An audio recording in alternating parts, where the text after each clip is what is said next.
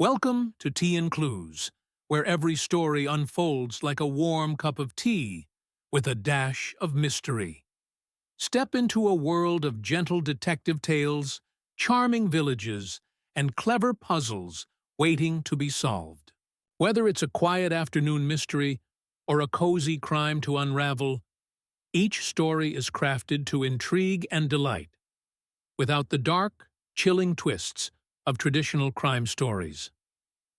What you'll find here: light-hearted yet engaging detective stories, charming villages with hidden secrets, a mix of cozy noir and classic mystery vibes. Stories perfect for relaxing and unwinding. So grab your favorite cup of tea, settle into your favorite chair, and let's uncover clues together, because every mystery deserves a little warmth. Subscribe and join the Tea and Clues Mystery Club today. Chapter 1. A Bit Too Far. The air in St. Martin's Parish Hall was thick with the mingled scents of furniture polish, scones, and anticipation. Long trestle tables, draped in crisp white cloths, bore the eclectic donations of the villagers: vintage, brooches, silver teaspoons, a slightly chipped porcelain dog, and at the far end of the hall, a polished walnut writing desk gleamed beneath the warm lamplight. It was the annual spring charity auction, the sort of event that made the very fabric of village life seem sturdier. Proceeds would go toward repairing the old vicarage roof, and the villagers had turned out in full force, all polished shoes and Sunday smiles, excited to bid on one another's cast-offs. Seated near the front in her usual sky-blue cardigan, Miss Jane Marple regarded the proceedings with polite interest.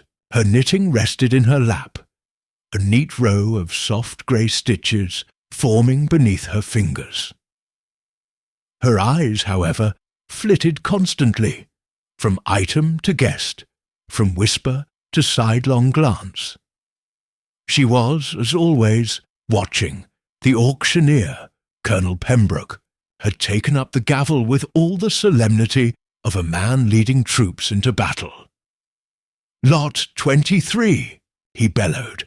"A silver photograph frame, Edwardian, with original glass." Bidding began immediately. From the third row, Mrs. Lydia Hartnell, a widow with a fondness for sentimental antiques, raised her hand.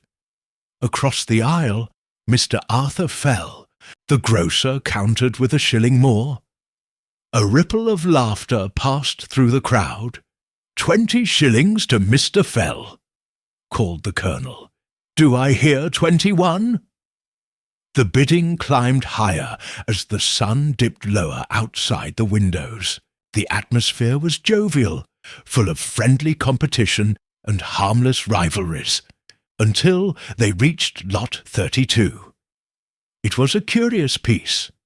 A Victorian music box, lacquered in dark mahogany and inlaid with mother-of-pearl. The tune it played, though few had dared wind it, was said to be a lullaby written by a forgotten composer. "This," Colonel Pembroke announced grandly, "comes from the estate of the late Mr. Ambrose Glynn." A hush fell. Even Miss Marple's needles paused. Mr. Glynn had died the previous winter, peacefully, according to the doctor, though there had been some whispers about his affairs. His niece, Charlotte Glynn, had taken charge of his property and had donated the music box as part of the auction. Miss Marple, though she rarely indulged in idle gossip, had overheard enough to know that Ambrose Glynn's finances were not quite what they had seemed, and that Charlotte, bright, ambitious, and lately returned from London, was said to be quite determined to make a clean break from the past. "Do I have an opening bid?" 10 shillings, came a voice from the back heads turned.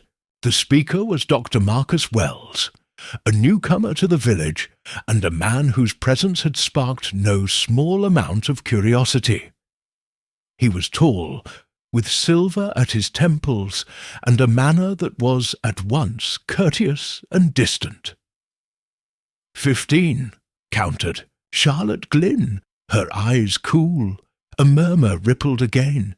It was rare for a donor to bid on her own item. 18, said Mrs. Hartnell, clearly intrigued. 25, said Dr. Wells, without even looking up. Miss Marple glanced between the three of them. Charlotte's lips had thinned slightly. Mrs. Hartnell looked intrigued, but not emotionally invested. Dr. Wells, however, was not bidding for sport. He wanted the music box. 30 shillings to Dr. Wells, said the Colonel, going once, twice. 40, said Charlotte, her voice sharp. A pause. Miss Marple's knitting lay forgotten now. Her eyes were fixed not on the music box, but on the players themselves. There was something more here, something personal. The Colonel raised an eyebrow. 40, then, to Miss Glynn. 50, said Dr. Wells. Charlotte hesitated. Her lips parted slightly, then closed. Her hand remained in her lap. The gavel fell. Sold to Dr. Wells for 50 shillings. There was a polite smattering of applause, and the auction resumed. But a tension lingered in the air, a thread of unease that not even a tray of lemon cakes could quite dispel. It was Miss Marple who noticed Charlotte slip away not long after, and it was Miss Marple, too, who, though invited to join a card game afterward, chose instead to take a slow walk past the rear of the hall, where the bicycles were kept. There, beneath the shade of the chestnut tree, she found Charlotte Glynn, standing stiffly, her arms crossed tightly across her chest. Miss Marple approached with the gentle tread of someone who had no intention of intruding, but always managed to do so anyway. "Such a handsome old box," she said softly. "It must have held some sentimental value for you." Charlotte did not turn. "I don't care about sentiment, Miss Marple." "No?" Charlotte turned then, her face pale in the moonlight. That man, Dr. Wells, he had no right to bid on it. No right at all. "Why ever not?" Charlotte opened her mouth, then closed it. "It doesn't matter." But her fingers, clenched at her sides, were trembling. And later that evening, just before midnight, Dr. Marcus Wells was found dead in the study of his rented cottage, the music box shattered at his feet. Chapter 2. The village reacts by morning. St. Martin's was humming, not with bird-song or the usual clatter of milk deliveries, but with gossip sharp enough to slice through bread. News of Dr. Marcus Wells's death had travelled at lightning speed. It had begun, as such things often did, with young Thomas Briggs, the baker's apprentice, who had been dispatched to deliver bread to the doctor's cottage, and returned wide-eyed and pale, insisting that no one had answered the door, and that the window beside it had been smashed in with something nasty. By 8 o'clock, Constable Greaves had been summoned, and by past, Mrs. Green, the postmistress, was already retelling the story, twice removed and thoroughly embroidered, to Mrs. Abernathy at the grocer's, complete with details about blood on the piano keys and a missing surgical scalpel, neither of which had yet been confirmed. Miss Marple, for her part, had risen early, as she always did, and was trimming a lavender bush when Inspector Cray of the county constabulary arrived at her gate. A polite, fair-haired man in his 40s, Cray had known Miss Marple long enough to know her insight was not to be underestimated, though he never said so aloud in front of other officers. "Morning, Miss Marple," he said, lifting his hat. "Terrible business at Dr. Wells's place." She snipped a dry sprig with a faint smile. "Indeed, Inspector. A very sad thing. I gather it was discovered just after dawn?" Cray nodded. "Window broken, signs of a struggle. The place was in disarray. And this?" He paused, tugging gently at his collar. "This wasn't burglary. His wallet was on the desk, money untouched." "And the music box?" she asked, dusting her gloves together. "Shattered." Cray looked puzzled. "Odd thing, really. Most of the glass shards were embedded in the carpet near the hearth, as if it had been smashed, intentionally." Miss Marple nodded slowly. "Ah, yes, the music box." She peered up at him over her spectacles. "Do you know, Inspector, I found that bidding episode last night quite out of character. Not at the sort of village jostling one expects over teacups and doilies. There was tension." Cray gave her a measured look. "You noticed it too, then?" She nodded. "And I do so dislike tension, Inspector. It rarely ends tidily." Cray smiled faintly. "I've arranged to speak with Miss Charlotte Glynn later this morning. She was one of the last to see him. Seemed rather worked up, according to the vicar's wife." "Oh, yes," said Miss Marple, turning to gather her basket. Charlotte was most definitely not pleased to see that music box in Dr. Wells's possession. Cray raised an eyebrow.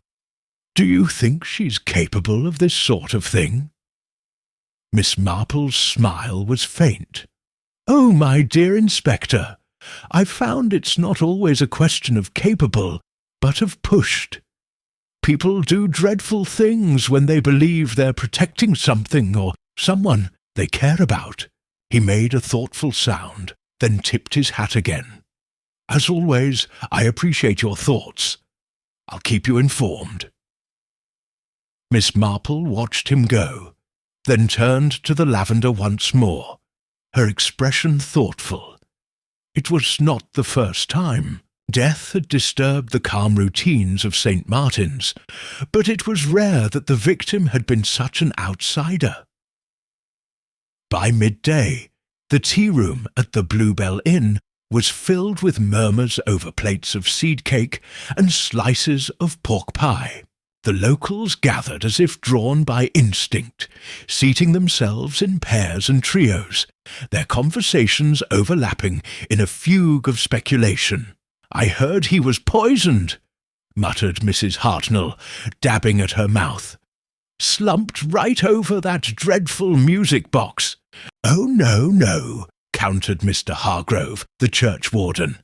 "He was attacked with something heavy. It's always blunt force, you know.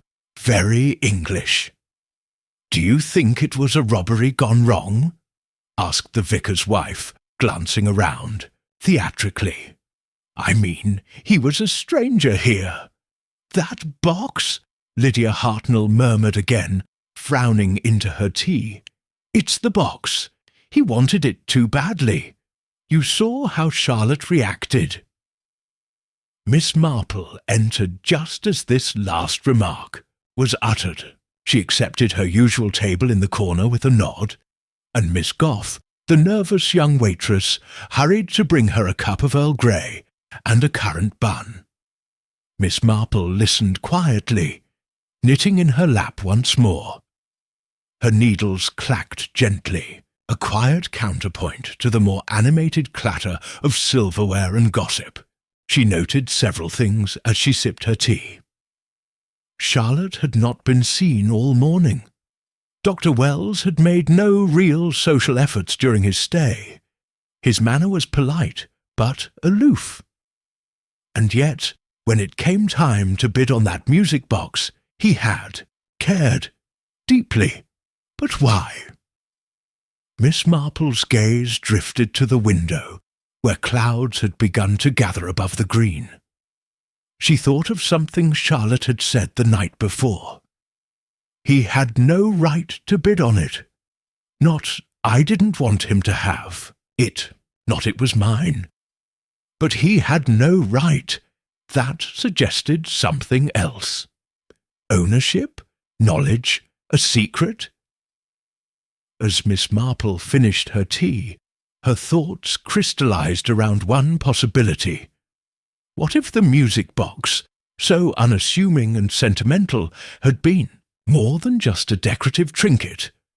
What if it had held something of value not visible to the naked eye? Perhaps, just perhaps, Dr. Wells hadn't been bidding on the music box at all, but on what was inside it. Chapter 3.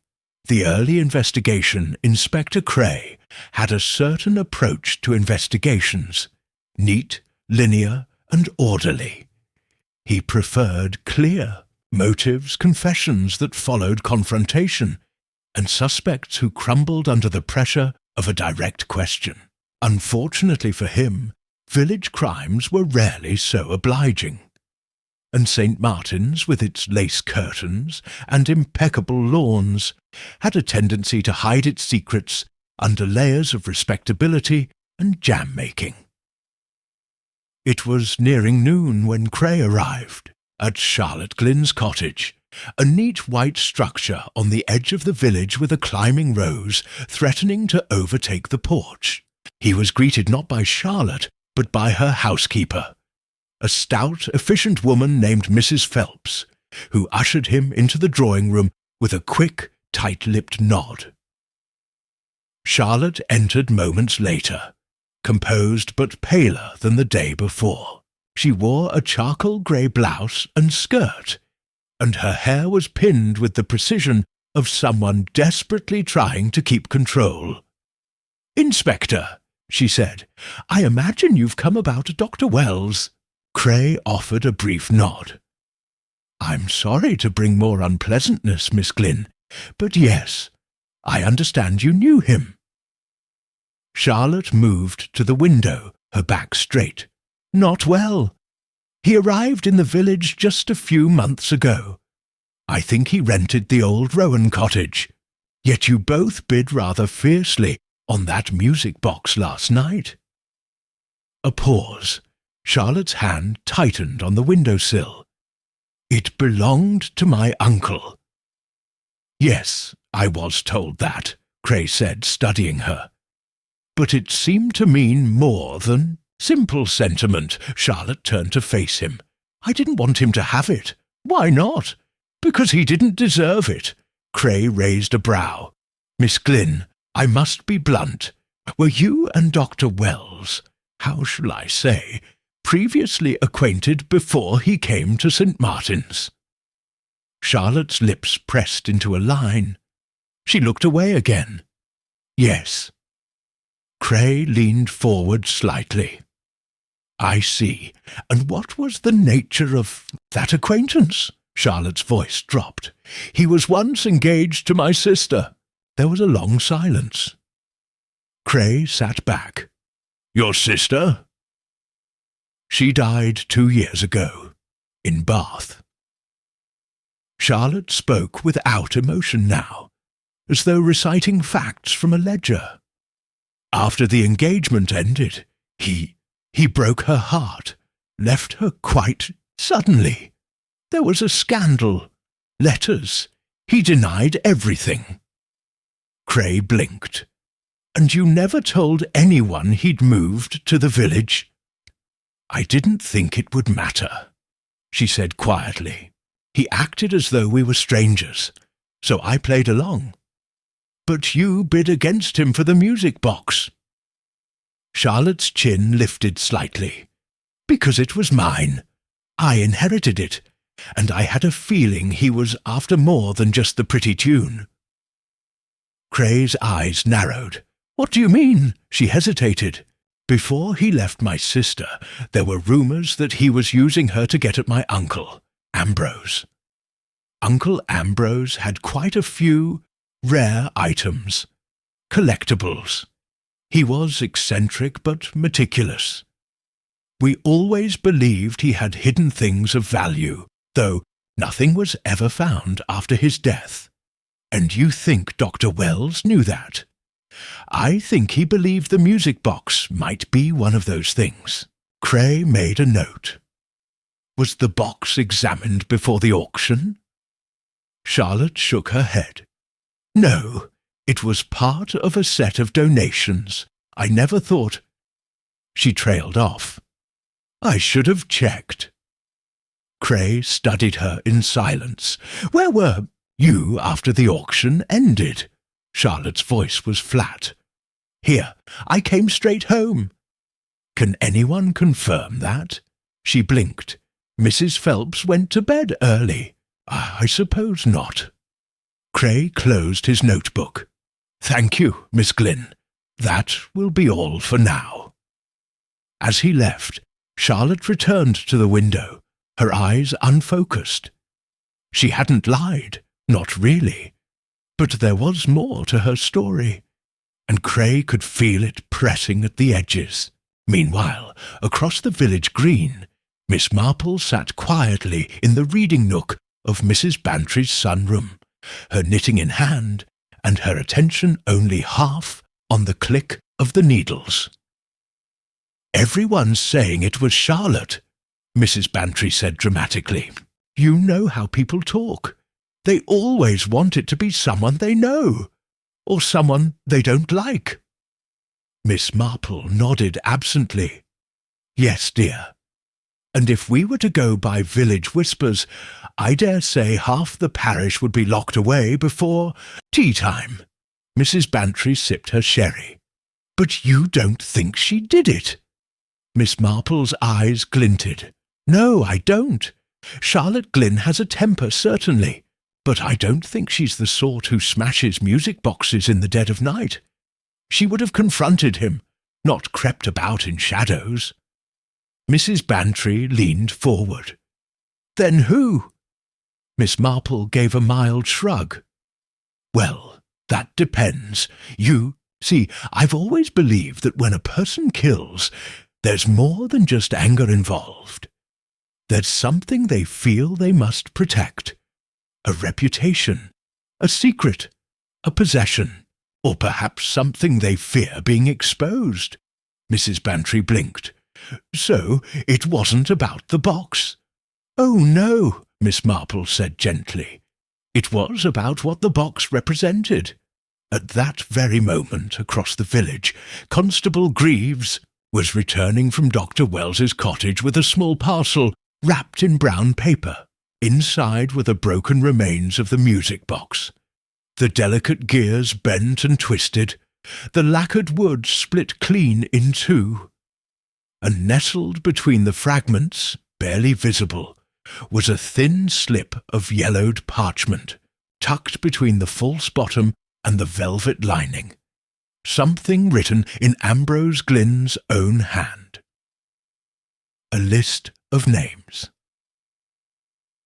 Chapter 4. Names from the Past.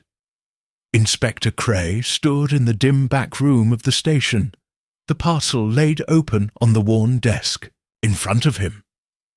The remains of the music box had been carefully laid out, each splinter and cog examined, catalogued and set aside with the reverence of a fragile clue. But it was the slip of parchment, creased, brittle, and nearly translucent, that commanded his full attention. 5 names, written in a tight, spidery hand. Francis Delaney George Partridge, Eleanor Vale, M. Wells, C. Glynn. The last 2 names required no speculation. The others, however, were unfamiliar and unsettling. Cray traced the initials with the end of his pencil, lips pressed in a thin line. Why would Ambrose Glynn write this? He muttered. And what does it have to do with the doctor's murder? Before he could follow the thought further, the door creaked open and Constable Greaves entered, clutching a file folder and looking mildly winded. "I've been going through the old village archives, sir. Found something that might be related. Turned. Let's see." Greaves laid the folder down and opened it. Inside were photocopies of parish records, dated some 20 years earlier. "There was a land dispute," the constable explained. "Small matter, mostly forgotten. Some property Ambrose Glynn inherited from his uncle. A small cottage on the outskirts of the woods, just past the East Hollow. Turned out 5 people had claimed to it, or believed they did. Glynn settled it quietly, out of court. But the names—" Greaves pointed to the document. Cray's eyes moved down the list. Francis Delaney, George Partridge, Eleanor Vale, the same 3 names. "And Wells?" he asked. Greaves scratched the back of his neck. "Didn't show up in the case file, but I did find something odd. Marcus Wells once practiced in Bath. Resigned his position at the hospital there under a bit of a cloud. No charges, but whispers. Something about misappropriation of estate property after a patient died." Cray's jaw tightened. "And C. Glynn, Charlotte. That ties her to this mess, too. She would have been just a teenager at the time," Greaves offered. "Probably not involved." Cray stared at the names again. Unless she knew something back then. Something she's kept hidden. He leaned back in his chair, frowning. The music box, the list, the past, all tangled like brambles around this death. He needed to find out what had happened 20 years ago, and fast. Meanwhile, at the corner table of the Bluebell Inn, Miss Marple poured a second cup of tea with her usual quiet grace. Opposite her sat Reverend Thomas Linley, a kind-faced man whose primary vices were excessive sugar in his tea and an unfortunate tendency to talk too much when nervous. "I've been thinking," he said, tapping his teaspoon against the side of his cup, "about Dr. Wells. You know, he came to one of our men's fellowship evenings last month. Didn't say much, of course, but, well, he asked rather pointed questions." "Oh?" Miss Marple raised an eyebrow. "About what, precisely?" "Local history," the Reverend said. "Nothing dramatic, really. Something about old land deeds and records. Curious chap. I told him everything I knew, which isn't much, I'm afraid. Most of those records are long lost or misfiled." Miss Marple's knitting needles had stilled again. "Did he mention the name Ambrose Glynn?" "Oh, yes," the vicar replied. "Said he was doing research on the family. Odd, really. He said it was for a book, but I didn't quite believe him." "No," Miss Marple murmured. "I imagine it wasn't a book at all." Her thoughts turned again to the auction, to the intensity in Wells's gaze, the suppressed fury in Charlotte's, and to the curious thing about the list, something unspoken yet bubbling beneath the surface. Names written down by a dying man, perhaps a final ledger of guilt. But guilt from what? That evening, the village. Green was hushed under a low sky, the clouds hanging heavy with the promise of rain. Inside Charlotte Glynn's cottage, a fire crackled weakly in the hearth as she stood at her writing desk, hands resting on the edge, her posture rigid. She stared down at an old photograph, the edges worn, the image slightly faded. 5 figures stood in front of a stone building, young, laughing, unaware of what lay ahead. Ambrose Glynn stood at the back, his expression serious even then. And beside him, Francis, George, Eleanor, Marcus, and just barely visible in the corner, Charlotte herself, a mere slip of a girl. She hadn't thought of that day in years, not since the fire, not since the lies began. A knock at the door broke the silence. Charlotte stiffened, hastily tucking the photo into a drawer before answering it. It was Miss Marple. "I hope I'm not intruding," she said sweetly. "Only I've been thinking about Ambrose's music box. I wondered if we might talk a little more." Charlotte hesitated, then stepped aside to let her in. "I don't know how much help I can be." "Oh, I think you know more than most," Miss Marple replied, her tone gentle but firm. "And I think it's been weighing on you.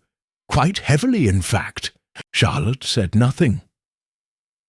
Miss Marple settled into a chair by the fire and took out her knitting. "You see, I've always found that secrets, old secrets especially, have a way of coming up like weeds in the spring. And no matter how carefully, they're buried. Something always grows from them." Charlotte turned away. "You have no idea what you're talking about." "Perhaps," Miss Marple said softly. "Or perhaps I know enough to see that whatever happened between your uncle and those other names, Francis, George, Eleanor, was never properly resolved. And now one of them is dead." Charlotte's knuckles whitened against the windowsill. "I tried to forget." "Yes," Miss Marple said gently, "but someone else didn't." Outside, thunder rumbled faintly in the distance, a low warning from the gathering dark. And across the village, in the locked archives of the old rectory, Constable Greaves pushed open a heavy drawer and found what he'd been searching for. A yellowed file marked "Rowan Cottage Transfer Dispute." He pulled it free, flipped it open, and froze. Inside was a handwritten letter, dated March 1911, signed Ambrose Glynn, and addressed to his solicitor, with one chilling line underlined: "Should anything happen to me, the music box holds the truth." Chapter 5. Secrets Beneath the Surface. The next morning dawned cool and damp, the rain having come and gone in the night, leaving behind puddles that mirrored the grey sky. In St. Martin's the usual rhythm of village life continued. Children off to school, the clatter of milk bottles, dogs barking in gardens. But underneath it all was a current of tension, subtle but insistent. Miss Marple, seated beneath the bay window in her sitting room, was carefully threading a new skein of wool. The needles lay untouched on the armrest beside her. She had been thinking for some time now, retracing the steps not only of the past few days, but of years long buried. There was a pattern emerging, fragmentary, half-glimpsed, like a piece of lace turned wrong side out. The names, the photograph, the letter Constable Greaves had just brought to Inspector Cray, all pointed to something calculated, something long in the making. There was, she felt, a buried story, and someone had just begun to dig it up. At the police station, Inspector Cray sat at his desk, the letter from Ambrose Glynn spread out before him. The handwriting, though old-fashioned, was unmistakably precise. "Should anything happen to me, the music box holds the truth." The words were plain, yet heavy with implication. Cray tapped his pencil on the edge of the desk, frowning. This wasn't a mere collector's note, or the whimsical musings of an eccentric man. It was deliberate. "Greaves?" he said suddenly. The constable looked up from across the room. I want you to track down those other 3 names from the list: Delaney, Partridge, and Vale.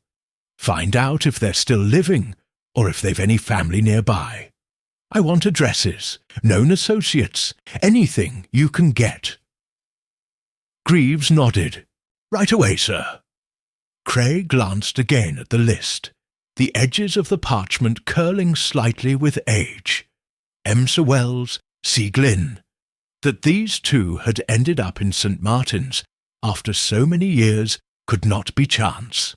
Something had drawn them back, and now Wells was dead. Cray leaned back, letting the pieces rattle in his head. Why come back now? What was hidden in that past that someone would kill to protect? Later that afternoon, Miss Marple found herself at the churchyard, ostensibly to check on the flowering bulbs she and the vicar's wife had planted weeks earlier. But her path curved, quite naturally she would say, toward the old section near the west wall, where moss clung to the names of the dead, and time had softened the edges of grief. There she found the grave of Eleanor Vale. The stone was modest: Eleanor M. Vale, 1890 to 1923, faithful daughter and devoted sister. Miss Marple stood quietly for a moment. Her eyes narrowed. Eleanor was the only woman among the 5 names, dead for over 2 decades, and yet her name had remained on Ambrose's list, written with the same urgency as the others. Why include the dead? Unless... She turned slowly, her eyes sweeping across the other headstones, thinking. 5 names, 1 already long dead, 1 newly so. That left 3. And 2 of them, she suspected, had not been idle these past weeks. In the early twilight, Inspector Cray stepped through the narrow hallway of Rowan Cottage once more. The constable had arranged for the door to be resecured, but Cray had requested another search.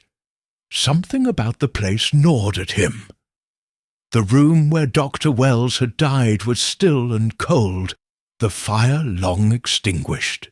The smashed music box was gone, but the silence it had left remained. Cray crossed to the writing desk, the one place not in disarray. The drawer slid open smoothly, and inside he found a single notebook, leather-bound, unmarked. He hesitated, then opened it. The first few pages were blank, but halfway through he found careful notes, descriptions of local properties, names, land transfers, old debts, and, in Wells's meticulous script, Ambrose Glynn hid the truth. Not gold, not jewels, something older, a record. The others know. Cray turned the page and found a sketch of the music box, its dimensions annotated in detail, and below it, hidden compartment verified. Charlotte suspected but did not investigate. She doesn't know what was inside. Cray closed the notebook slowly. So, Wells had been looking for something all along, and he had found it, but someone had found him first. That same evening, or in the dim lamplight of her own sitting room, Miss Marple sat with her friend Mrs. Bantry. They had been discussing the curious nature of secrets. "It's the kind of thing, you know," Mrs. Bantry said, pouring more tea, "that starts out quite small. One person covers for another. Someone writes a letter and never sends it. A mistake, a lie, and then years later it all comes bubbling back." "Quite right," Miss Marple murmured, her expression distant. She picked up her knitting, but the needles stayed still. "There's something quite ancient about this one," she said at last. "Not just the usual village bitterness, or a love gone wrong. No, this feels older. A debt that was never paid. Mrs. Bantry blinked. Debt? Miss Marple gave a faint smile. Oh, not necessarily of money. There are debts of silence, of loyalty, and sometimes debts of guilt. Outside, the wind stirred in the hedges. Somewhere far off, a church bell chimed the hour. Miss Marple folded her hands neatly over the wool in her lap. Someone came back to settle something, she said quietly, and someone else was determined they wouldn't. That night, in a modest brick house 2 villages over, a man named George Partridge stood in his workshop, staring at the photograph in his hand. 5 friends. 1 dead by time, 1 dead by murder, folded the photo with shaking fingers and slipped it into a drawer, locking it with a soft click. Then he turned out the light. Chapter 6. Echoes from the hollow morning mist clung to the hedgerows as St. Martin's slowly roused to another day. The dew lay thick on the village green, and the first faint warmth of spring sunlight glinted off the windows of the Bluebell Inn. But for all its usual charm, there was a hush in the air, a kind of collective holding of breath. News of Dr. Wells's death had passed beyond curiosity now. The villagers no longer whispered out of excitement, but from unease. At the post office, Mrs. Green barely noticed the arrival of her early letters, and Mr. Hargrove forgot to wind the church clock. Something had shifted. The past, long buried, was stirring again. Miss Marple, wrapped in a soft grey shawl, took her morning constitutional along the path leading from the church to the East Hollow woods. It was a quiet route, one she often preferred when thinking, and she walked with unhurried steps, observing the frost curling along the edges of the bracken. She had come not only to clear her thoughts, but to see a place seldom spoken of these days, Rowan Cottage's original boundary. The property, now rented by the late Dr. Wells, had once extended into the hollow itself, until Ambrose Glynn had sold off a portion decades ago in a mysterious, hastily arranged transaction.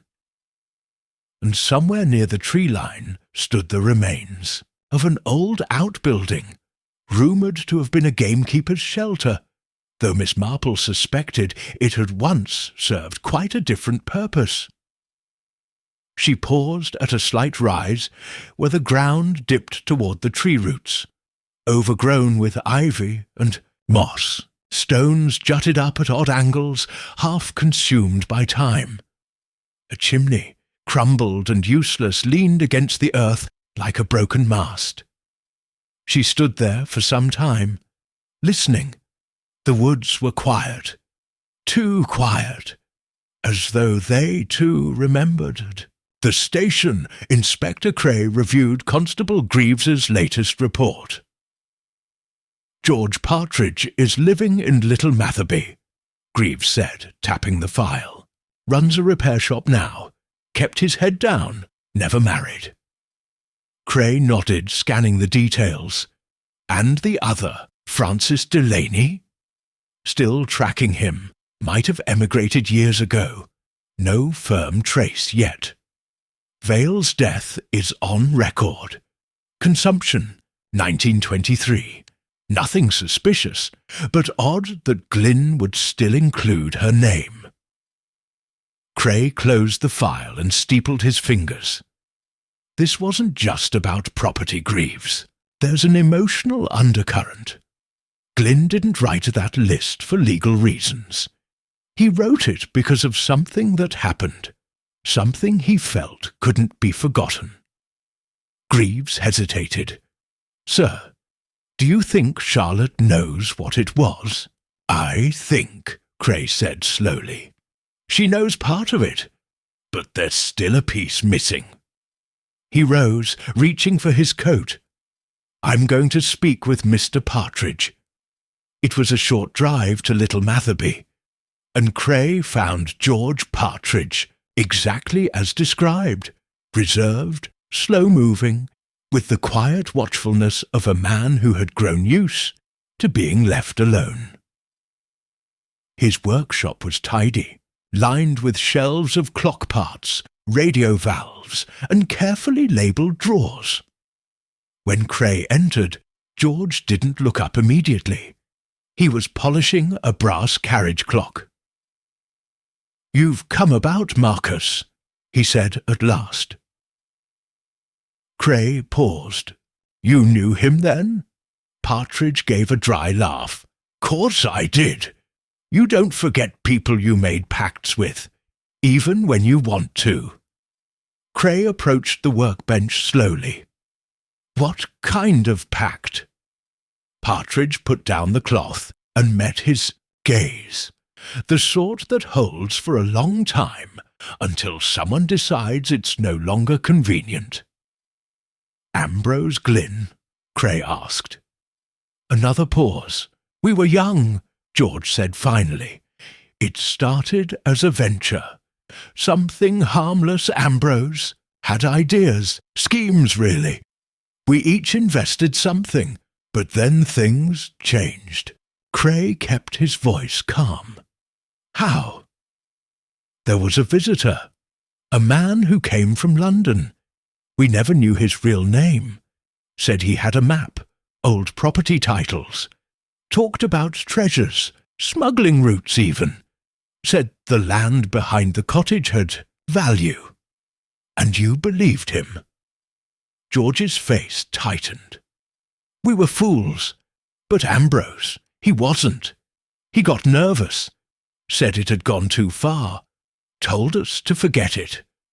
But by then, someone had already made copies of the documents. Letters, Wells most likely, always had a taste for leverage." Cray absorbed this in silence. "Was that what the music box was for?" he asked finally. George gave a short nod. "Ambrose kept things hidden. Records, agreements, threats. He was a cautious man, paranoid even.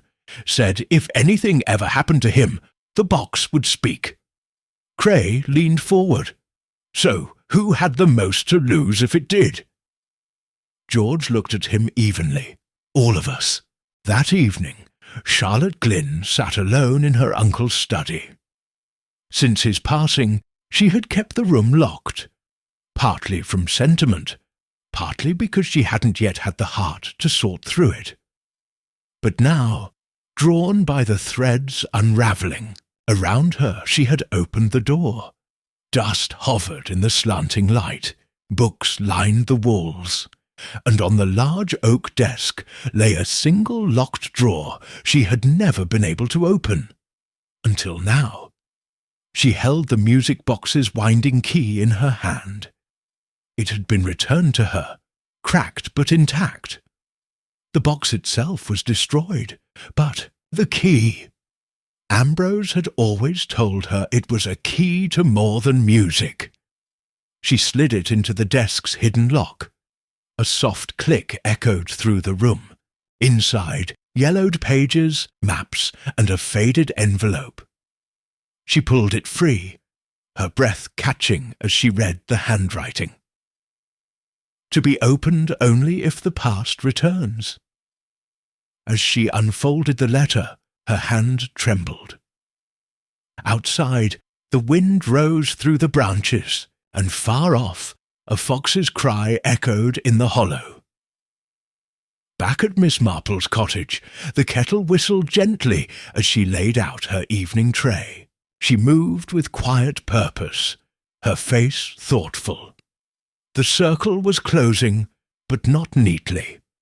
No, this would not be a story of clean justice and tidy confessions. This would be a story of buried truths, reluctant reckonings and debts. Some paid in silence, others in blood, and it wasn't finished yet. Chapter 7. The Letter and the Lie. The letter was brittle in Charlotte's hands, the paper thin with age and the ink faded to a sepia brown. She read it once, then again, slower, each word anchoring itself deeper into her mind. My dearest Charlotte, if you are reading this, then something has stirred the ashes of what we buried long ago. You must understand, I did what I thought was right, but right and lawful are not always the same. There was a ledger, a record of payments made, illegal payments made in silence to silence others. I kept it, I hid it, not for leverage, but for penance. The music box was my seal. If the truth ever needed to be unearthed, it would start there. Be cautious of the others. Not all are content with the past staying buried, and secrets, once unearthed, are rarely gentle in what they take. Yours in trust, Ambrose. Charlotte sat, back, her pulse a cold, steady thrum beneath her skin. The letter said nothing overtly damning, yet between the lines were the sharp edges of something far more dangerous. A ledger, payments, silence. It wasn't just about land or trinkets. It was about complicity. She reached for the stack of documents that had been hidden in the desk. Fragments of receipts, hand-drawn maps, and a faded journal bearing the initials F.D. Francis Delaney, a name she hadn't heard aloud in 20 years. Same evening, Inspector Cray returned to the station, his coat damp from a spring drizzle, and his mood darker still. Greaves met him at the door, holding a telegram in one hand and a file in the other. "News from the Foreign Office," the constable said. "Delaney's last known address was in Lisbon, but there's no record of departure from the UK in the last 15 years. And—" He handed over the file. "We found something else." Cray opened the folder and stared at the contents. A faded copy of an inquest.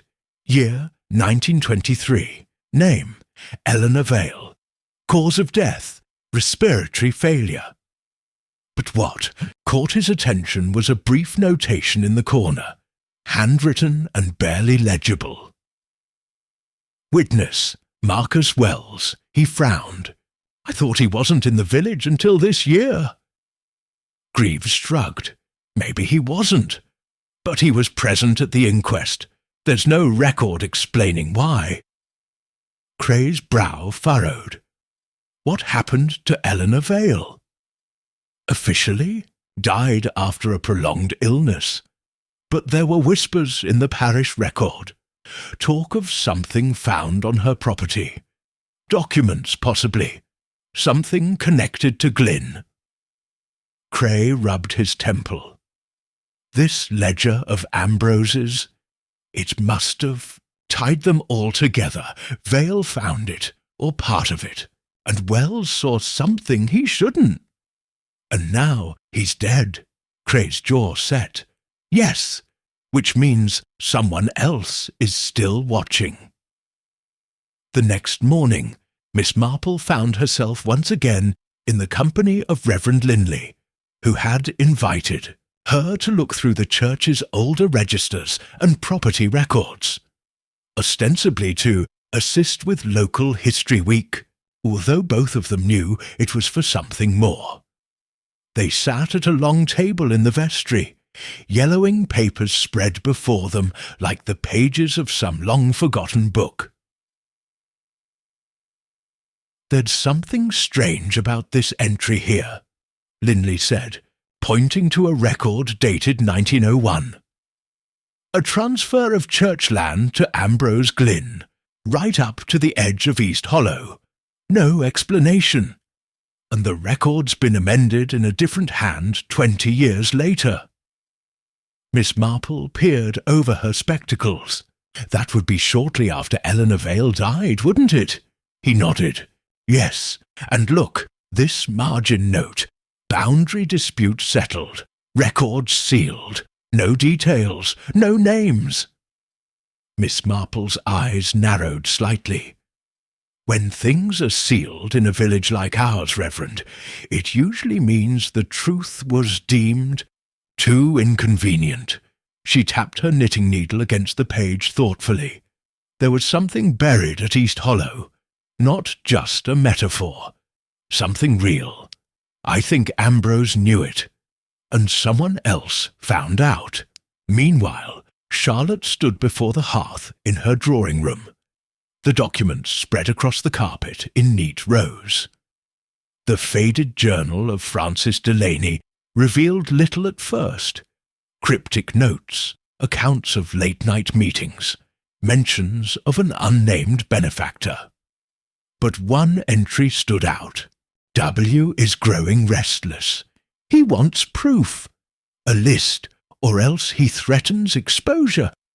Partridge says it's bluster. I'm not so sure. The page was dated just months before Ambrose Glynn had abruptly cut ties with the others. Charlotte's stomach turned. Wells had been holding leverage for decades. And then, like a crow returning to the scene of an old feast, he had come back to claim what he believed was owed. But someone had stopped him, and now Charlotte understood why.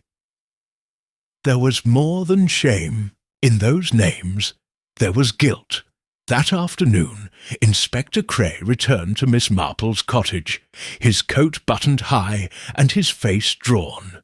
"You were right," he said without preamble. "It wasn't about money, or even revenge. It was about a secret held between 5 people, and the slow collapse of trust." Miss Marple motioned for him to sit. Did Charlotte know? "She knows now," he said, "and she's frightened. Not for herself, I think, but for what happens next." Miss Marple poured tea with her usual grace. "It's an old story, Inspector. A pact made, a silence kept, and then broken. And once broken, someone always feels they must act before the others do." Cray exhaled. "So, who did it?" Miss Marple's eyes were calm. "You'll have your answer soon enough. But first, ask yourself this. Who had nothing to gain by killing Dr. Wells, and everything to lose if the truth came out?" Cray sat back, the weight of it settling on his shoulders. Outside, the sky was darkening once more, the clouds thick with spring rain. And somewhere beyond the village, in a quiet cottage behind shuttered windows, a second body waited to be found. Chapter 8. A Second Silence. It was Mrs. Bantry who first noticed the absence. Not a person, at first, but a presence. George Partridge's workshop, usually opened by 8 with the whir of radios and the ticking of clocks spilling faintly into the lane, remained shuttered. By noon, the blinds were still drawn. No whiff of soldering smoke curled from the chimney. No sign of life at all. "Odd," she told Miss Marple over tea that afternoon. "He's never missed a day, not in years. My husband once broke a carriage clock in the middle of Advent, and George fixed it before the mince pies were cold. Quite dependable." Miss Marple, ever careful with her expressions, gave only a faint nod, though her hand stilled over her knitting. She had been expecting something, though, not this, not yet. She rose with the quietness of someone who knew they would be walking toward unpleasant truth. The police broke in just after 4.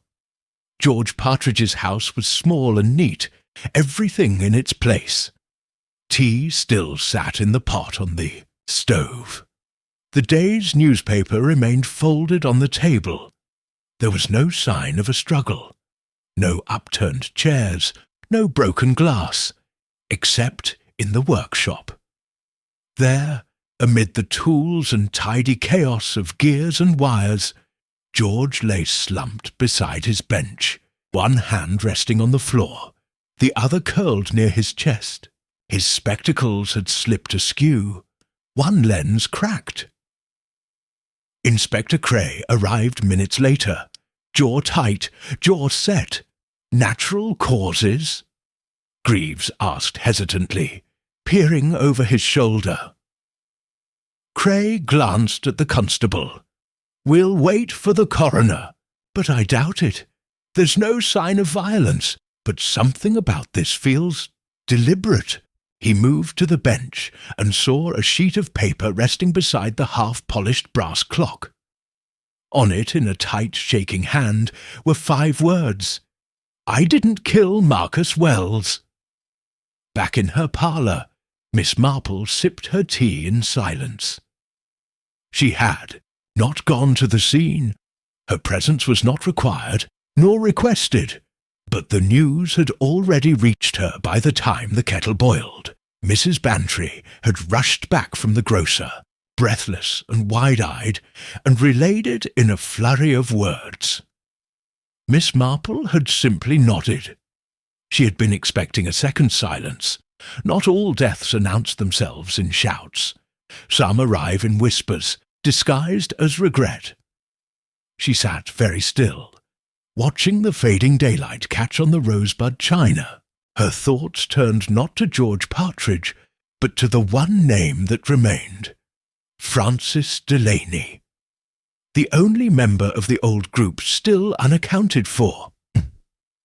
No, not unaccounted for, she thought, merely hidden. Inspector Cray read the note 3 times, then set it gently into an evidence sleeve. The room had the air of something receding, like an echo folding into itself. There was no energy of crime here, no heat of sudden anger or panic, just exhaustion.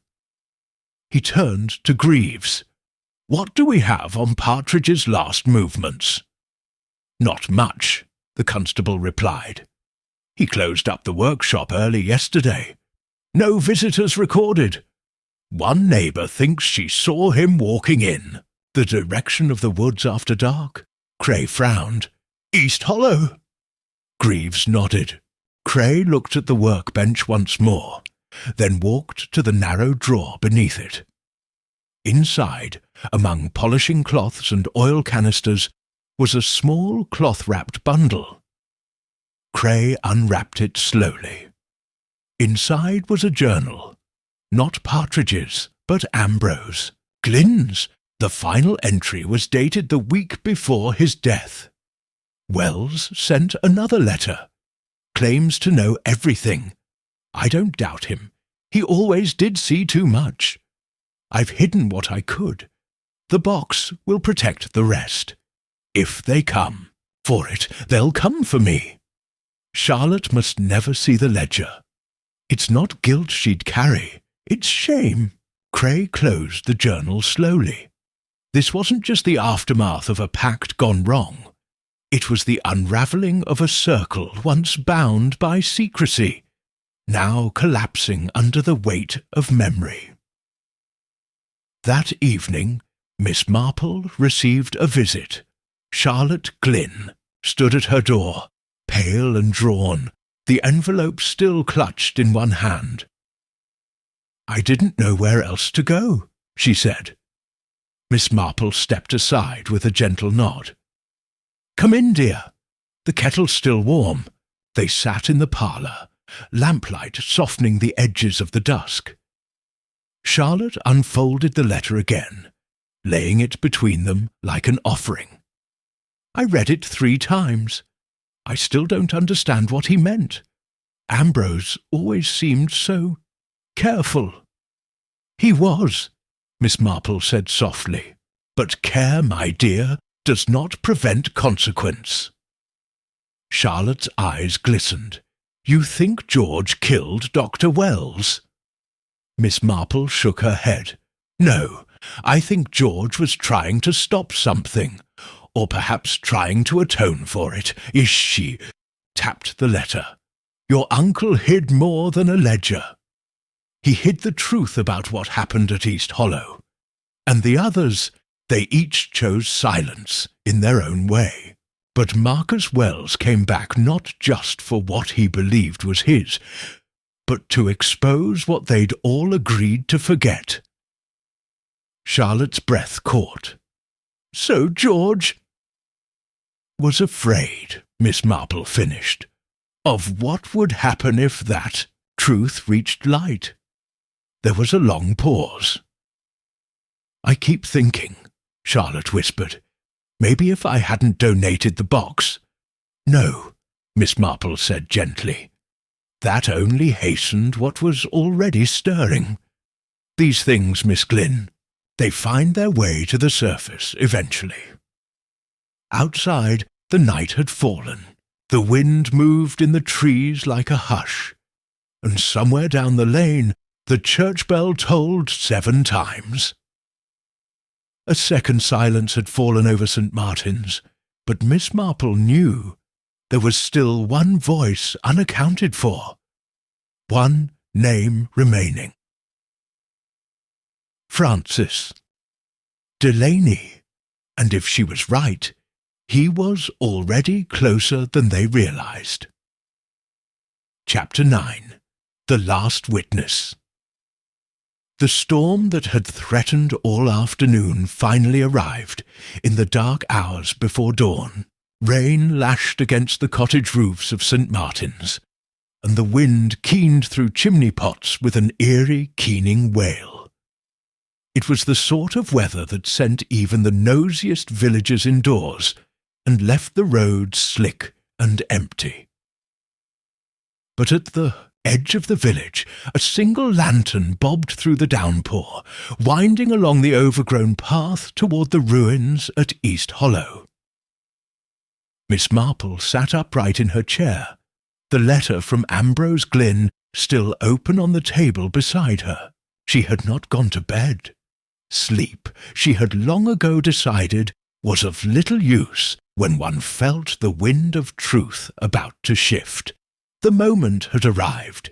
It was Inspector Cray who brought the news the next morning. Francis Delaney's been found. He stood at Miss Marple's threshold, coat dripping, face grim. Behind him, the village was cloaked in a strange stillness, as if the rain had washed the last colour from its stones.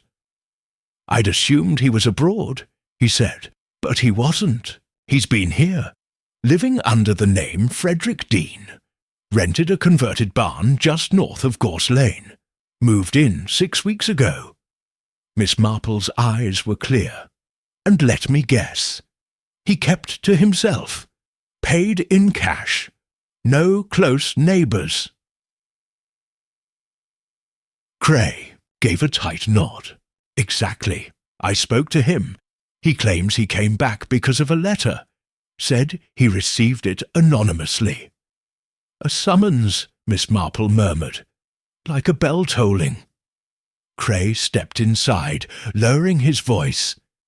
He didn't deny knowing Wells, or Partridge, but he insists he had no contact with either since returning. Said he only watched, said he was waiting for something to happen, and it did. Cray exhaled slowly.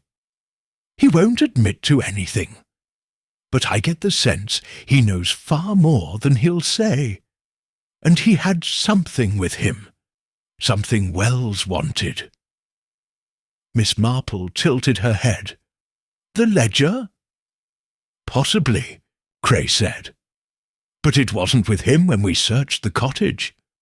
She rose, smoothing her skirt. "Then I suspect he's hidden it. Somewhere meaningful. Something symbolic. These men, they dealt in symbols." Cray glanced at her. "You believe he's our killer?" "No," she said quite calmly. "I believe he's our last witness." Delaney tall, spare, and ghost-like after years of absence, sat alone in the interview room at the station, his hands folded neatly on the table. He bore the strange, hollow dignity of a man who had spent too long looking backward. Cray entered with deliberate quiet. "You returned because of the music box," he said. Delaney nodded slowly. It was always going to be the music box. "Why?" Cray asked. Delaney's voice was hoarse. "Because that's where Ambrose said the truth would begin. Not end, begin." Cray sat. "Then tell me, what happened 20 years ago?" Delaney looked at his hands. "There was a parcel of land," he said, "East Hollow. Ambrose found something there. A hoard, perhaps. Not gold, old documents, deeds, coins, something valuable. But instead of reporting it, we kept it quiet, split it between us. Wells said he'd handle the paperwork. He was clever, too clever." He swallowed. Then Eleanor found out. She wasn't part of the plan. She wanted us to return everything. She threatened to speak to the papers. And then she died. Delaney nodded once. Officially, it was illness. But she was left alone, too long, without care. She didn't die by poison or by hand. But we let her die. That was the lie. We let her die to keep a secret intact. Cray was silent for a long moment. "And Wells?" he asked. He wanted to expose it now. Thought enough time had passed that we should pay. But not out of nobility, no. He wanted control, again. Delaney's hands curled slightly. So I watched. I watched him provoke Charlotte. I saw George grow frightened. I waited. Cray leaned forward. And when Wells died, I knew someone had acted. And then George followed. And I was next. You were afraid. Delaney looked up, and his eyes were full of something that wasn't quite fear. Not afraid, just tired. I've carried the silence for so long. I forgot how to speak without it. Miss Marple, meanwhile, had taken a different path that morning, one lined with violets and wet gravel, toward the chapel ruins behind East Hollow. She carried no lantern, no notebook, only a small trowel and a satchel tucked over one arm. She knew what she was looking for. The ledger, yes, but more than that, the intent behind its hiding. She found it beneath a loose stone in the chapel wall, dry in its oilskin wrap. Inside, the full record, receipts of sale, split shares. A note in Wells's hand, detailing how and when he had planned to expose the others, and beneath it all, the smallest page of them all, Eleanor's letter. Miss Marple read the final words of a woman who had tried to do the right thing and had been met with silence. Then she folded the ledger closed. Some truths must be spoken, others must be understood. Later that evening, as twilight dimmed the corners of the village, Miss Marple met Inspector Cray beneath the chestnut tree outside the hall.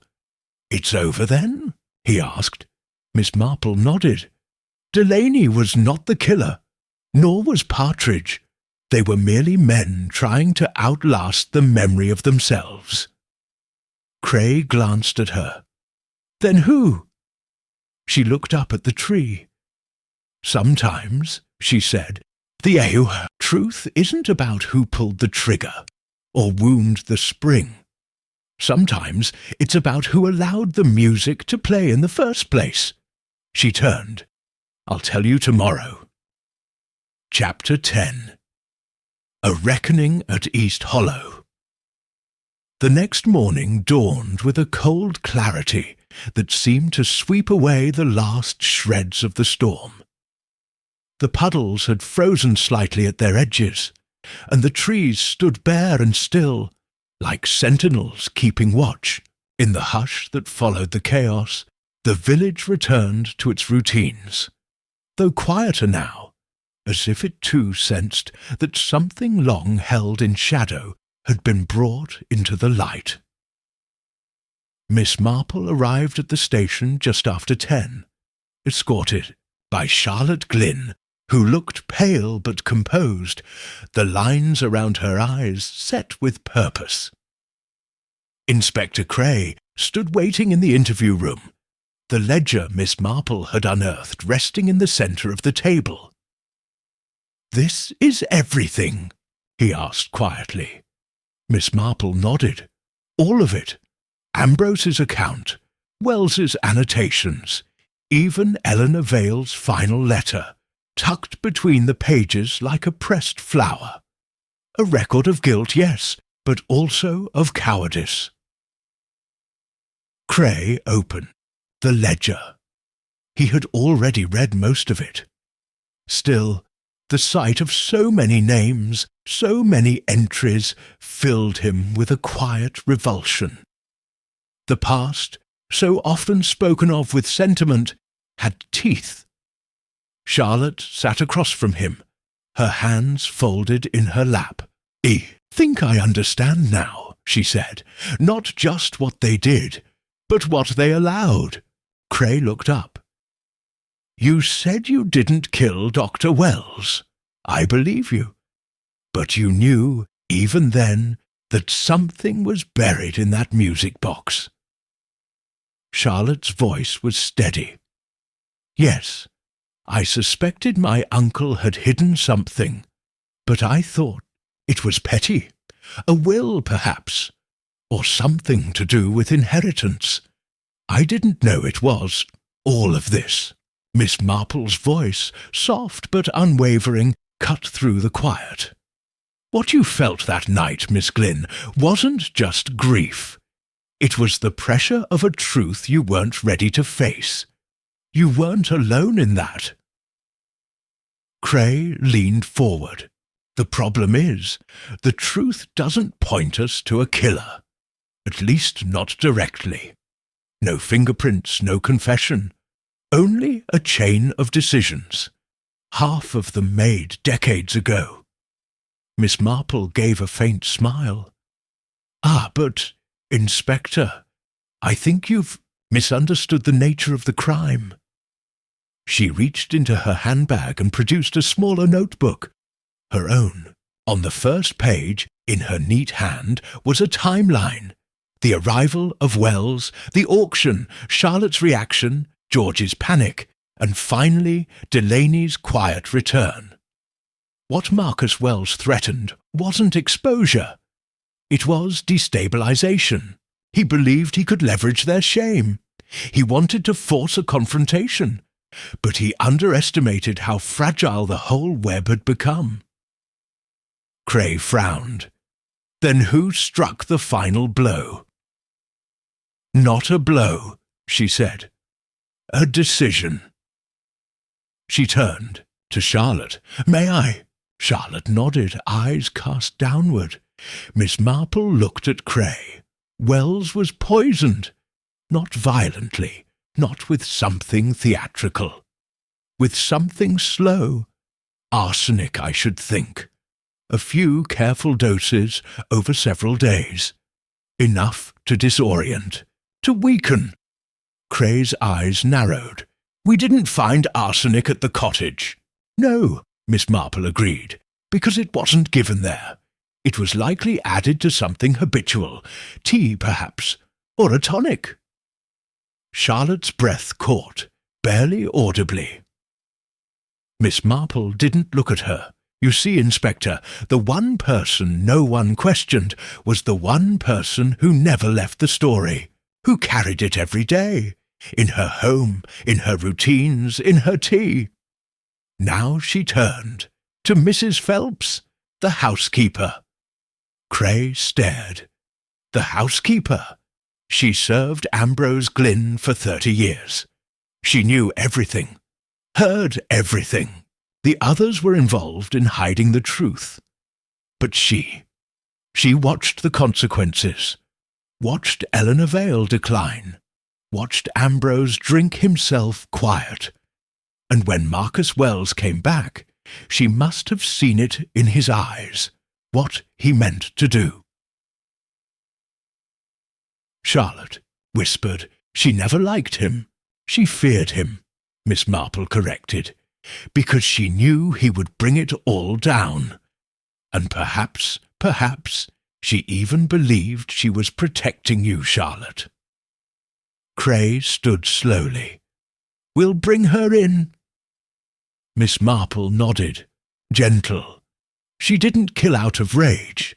She killed because she thought no one else would act. That evening, as the sun set in long gold fingers across the lane, Miss Marple sat with Charlotte beneath the chestnut tree, where the first crack in the story had formed. You've been very brave, she said. Charlotte looked out at the quiet street. It doesn't feel like bravery, just the end of pretending. Miss Marple reached for her knitting. And sometimes, dear, that's the bravest thing of all. They sat in companionable silence as the sky deepened into dusk. The air filled, not with tension, but with something else, something like peace. But Miss Marple knew better than to call it closure. No village ever forgets its secrets. It only folds them away, neatly, like old linens, until the next storm arrives. Chapter 11. The Final Thread. The days that followed settled over St. Martin's like a soft blanket, and the village, ever eager to return to gentler rhythms, began to resume its familiar rituals. The tea-room reopened, seed cake reappeared in its usual prominence, and the vicar's wife resumed planning the church fete, this time with a renewed sense of urgency, as if distraction could somehow sew up the rift left behind. But beneath the pleasantries there remained a subtle tautness, as though the village itself was still listening for the last word in a conversation it hadn't meant to overhear. At the police station, Mrs. Phelps sat quietly across from Inspector Cray. Her hands were folded neatly in her lap, the very picture of composure. She had neither denied nor confirmed Miss Marple's theory, merely tilted her head and murmured, "He was going to ruin everything. Some things are best left buried." Cray had not pressed her. He knew well enough the weight of silent wars, fought behind kitchen doors and drawn curtains. There would be no trial. The Crown Prosecution Service would never pursue a case built on inference and sentiment, not when the woman in question was nearing 70, and the victim, a man already steeped in blackmail and buried secrets, was hardly sympathetic. And perhaps, Cray admitted to himself, justice didn't always come in courtrooms. Miss Marple spent the morning in her garden, trimming back the climbing rose along her trellis. She moved with the familiar ease of someone who had restored order, though not without cost. She had received a note from Inspector Cray that morning, short, respectful, and ending with the words, "Thank you. I hope the village can rest again." Rest, perhaps. Forget, never. She snipped a final stem and turned to find Charlotte Glynn standing at her gate, a slim parcel tucked under her arm. "I thought you should have this," Charlotte said, stepping forward. It's what's left of the music box, what wasn't broken." Miss Marple took the parcel gently. Inside was a curved section of the mother-of-pearl lid, still gleaming faintly in the morning light.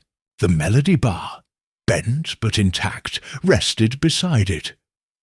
Charlotte gave a small smile. "Seems fitting, doesn't it? The tune never finished." Miss Marple returned the smile, eyes thoughtful. Sometimes it's better that way. Some songs are meant to haunt, not to soothe." They stood for a moment, quietly acknowledging the space between them. What had been lost, what had been uncovered, and what could never be reclaimed. Then Charlotte added, almost as an afterthought, "Did you know? My uncle once said the music was composed for a child who never lived long enough to hear it." Miss Marple's eyes softened.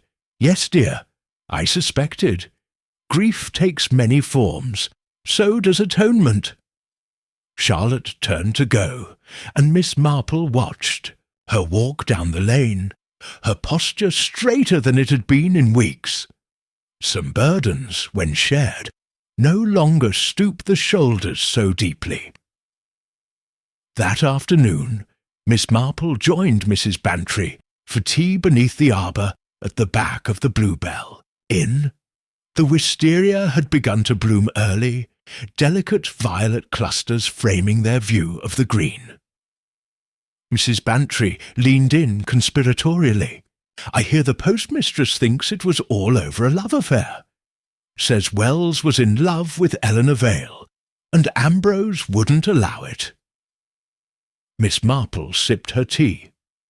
An excellent theory, I'm sure, though I do find it curious how love is so often blamed for the things ambition and guilt tend to orchestrate."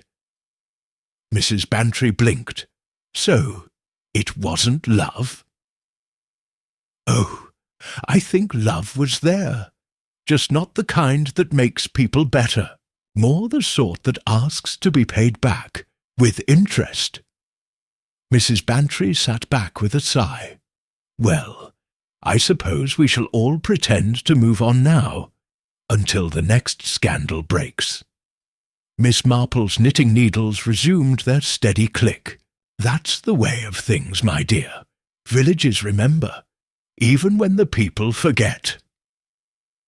The two women fell into companionable silence, the sort that only comes after a storm, when the air is still heavy, but the worst has passed, and though the sun shone warmly through the arbour, Miss Marple felt, as she always did, that something remained, a small thread yet to be pulled, because every solved mystery leaves behind one unanswered question. And sometimes the most unsettling ones are those no one dares ask. Chapter 12. The Quiet Ending. 2 weeks had passed since the last ripple of Dr. Marcus Wells's death had faded into the gentle rhythms of village life. The auction was spoken of fondly again, if cautiously. Charlotte Glynn had resumed her visits to the Vicar's Garden Committee, and Inspector Cray had returned to the steady cadence of more ordinary cases. Stray dogs, missing bicycles, the occasional dispute over garden hedges. But Miss Marple, as was her habit, remained observant. Not because she doubted the outcome, she rarely did once her mind was settled, but because there was a difference between solving a mystery and understanding it. And there was one small matter that had troubled her still. It arrived in the form of a letter, delivered quietly, left without a stamp or postmark, folded into a pale blue envelope, and slipped through her front door early one morning. "Dear Miss Marple, thank you for what you did. You saw more than most would, and understood more than I expected. But there is one part of the story you never said aloud, and perhaps chose not to. I'm writing now not to confess, but to confirm, because I believe you already know it was not Mrs. Phelps. She found the ledger, yes. She knew what it meant and what it could destroy, but she did not poison Marcus Wells. I did. You once said people kill not just from anger, but from fear. You were right. I feared what Marcus would do to my family's name, my uncle's shame, my sister's ghost, the things that would rise again if the ledger came to light. But more than that, I feared what would happen to me, not the law, the silence, the loss, the truth that I had allowed everything to be built on lies and done nothing. When I put the arsenic in his tea, it felt terrible, but also final. I thought I was ending something. Now I know I only opened it. I will not run, nor will I confess. I will live with what I did. That, I think, is the greater punishment, Charlotte Miss. Marple folded the letter once, neatly, and placed it in the top drawer of her writing desk. She was not surprised. She had suspected the truth since the night of the auction. The fury in Charlotte's voice had not been performative. It had been personal, not performative rage, but a silent dread that the past would rise up and unravel everything she had tried to protect. Mrs. Phelps had known, of course, and had protected Charlotte in the only way she could, by stepping into the shadow willingly. Miss Marple had let it be so. There are, after all, truths that solve the mystery, and others that solve the soul. Outside, a blackbird chirped from the ivy. Miss Marple rose, selected a clean teacup, and carried it out to the garden where the crocuses were just beginning to bloom. That afternoon, in the churchyard, Inspector Cray met Miss Marple beneath the great elm by Eleanor Vale's grave. The air was quiet, full of green scent and birdsong, as though the land itself had exhaled. "Funny thing," Cray said, adjusting his collar. "It never ends exactly how you think it will." Miss Marple smiled gently. "No, real stories rarely do. They don't resolve so much as settle." He studied her for a moment. "If I asked you plainly, do you believe Mrs. Phelps did it?" Miss Marple met his eyes.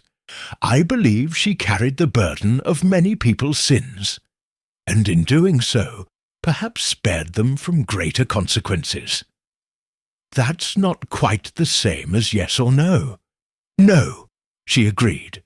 "But sometimes, Inspector, certainty is less important than mercy." Cray nodded slowly, then turned his gaze toward the headstones. "And Charlotte," Miss Marple reached into her bag, withdrew a single crocus bulb wrapped in cloth, and crouched to plant it at the edge of Eleanor Vale's grave. "She has planted something new," she said quietly. "Let us hope it grows straight." As dusk fell across St. Martin's, the shadows grew long and golden, and the village, in its age-old way, closed its curtains against the coming dark. There were no more whispers, no more knocks at midnight, only the sound of evening birds and the low hush of wind through the trees at East Hollow. And in the small cottage on Church Lane, Jane Marple added the final line to her notebook.